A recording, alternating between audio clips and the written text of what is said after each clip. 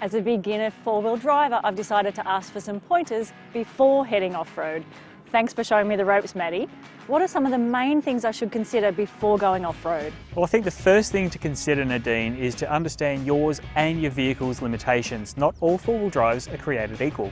Assuming you have a four-wheel drive and not simply an SUV, then it's time to get familiar with the vehicle.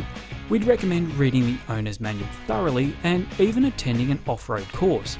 These may be hosted by the manufacturer you purchased your car from, so it's worth asking. If not, there are plenty of good four-wheel drive clubs out there who regularly conduct off-road training for beginners. And is there such a thing as off-road ratings? There actually is such a thing, and typically they're graded in much the same fashion as downhill skiing. Unfortunately, they're not very common and there's little standardisation. The best thing, especially for novice four-wheel drivers, is to get as much experience as you can. Join some mates who already have four-wheel drives as a passenger, or travel in convoy with one or more experienced drivers. You'd be surprised how much you pick up from observing others.